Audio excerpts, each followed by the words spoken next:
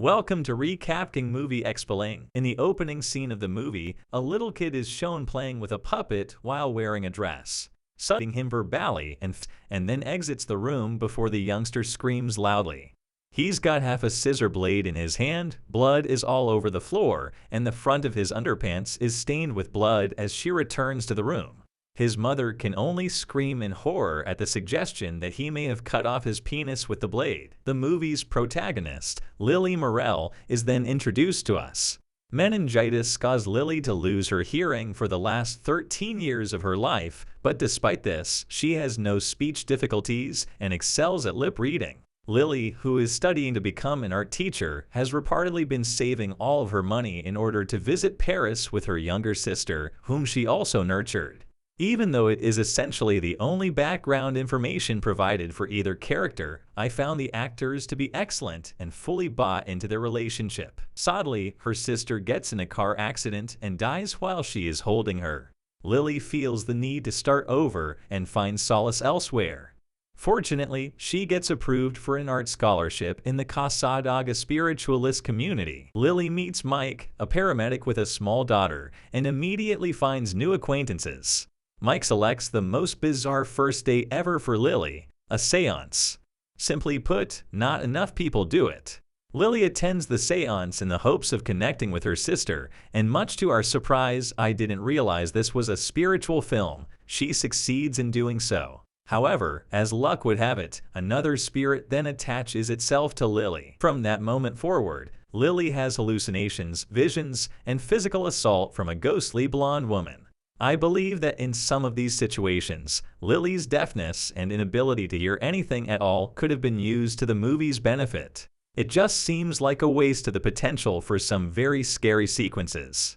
We only really get to witness things from her point of complete silence 1 or 2 times, which is a major waste and squandered opportunity.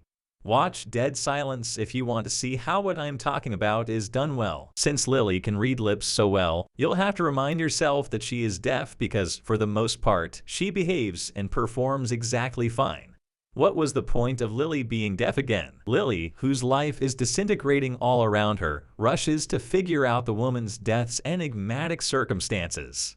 In the process, she will come face to face with the sadistic serial killer known only as Geppetto. It is surely aesthetically frightening when Geppetto transforms his victims into human marionette dolls, and it is soon obvious that this is the youngster from the beginning. Who exactly is he to Lily is the true question. No matter how many red herrings the movie throws at you, you only have 3 options, and it's painfully clear who it is. I will admit that Geppetto struck me as a very intriguing and distinctive killer. The idea of the Geppetto killer also offers a fresh perspective on a well-known idea, since it offers a considerably more horrifying interpretation of how psychological stress and sexual confusion can lead to madness. Additionally, he has the capacity to manipulate his voice like a ventriloquist, which is a very clever means of catching and controlling his prey. Once more, I believe there should have been a scene in which he tried to confuse Lily by shouting at her, but it failed because she is deaf. Therefore, her deafness must have somehow saved her life, although there is something to be said about the film's tempo. When not much is happening, it might feel tedious and monotonous. It occasionally plays more like a story about a deaf woman seeking closure for her deceased sister while balancing a relationship with a man engaged in a custody dispute with his ex-wife.